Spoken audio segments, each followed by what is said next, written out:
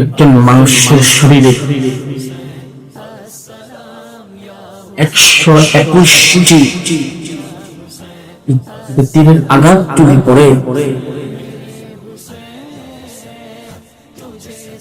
33টা কুলোর আঘাত যদিও মানুষের শরীরে পড়ে, 40টা বর্ষার বাড়িতেও মানুষের শরীরে পড়ে, আর ওই মানুষটা কি পারবে সে দুনিয়ার জমিনে? পারবে না। তারপরে ইমাম হুসাইনকে আটকানো যাচ্ছে না, তারপরে ইমাম হুসাইনকে আটকানো যাচ্ছে না। ইমাম হুসাইন রাদিয়াল্লাহু তাআলা এক সময়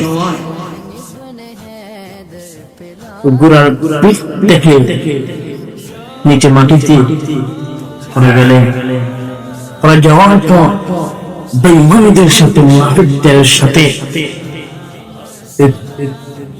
তীর দিয়ে তাদের সাথে যুদ্ধ করত। নানা দিনের জন্য, ইসলামের জন্য ইমাম হুসাইন শেষ পর্যন্ত তীর দিয়ে যুদ্ধ করেছে। এক সময় আযান হয়েছে,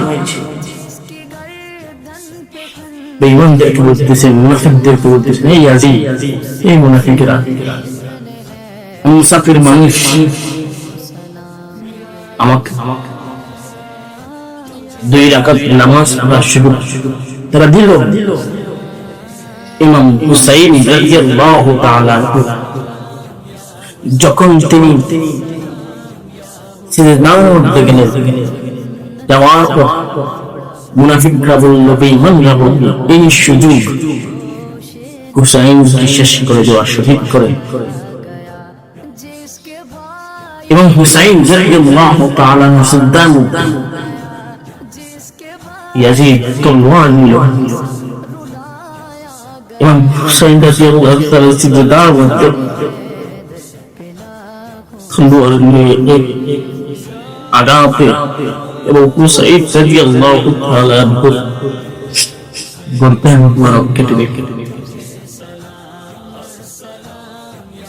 তার দিলের জন্য, ইসলামের জন্য ইমাম হুসাইন শহীদ হয়েছেন। যদি ইমাম হুসাইন সমর্থন করতেন তাহলে তাকে শহীদ বলা লাগতো না। শহীদ হয়েছেন ইসলামের জন্য। আমাদের সমাজে যারা ইয়াজিদের পিছনে রাজিয়াতনা লাগায়, তারা হয়তো মুনাফিক, হয়তো মুসলমান, মুসলমান, কিন্তু তারা প্রকাশ্যে মুনাফিক কথা বলে।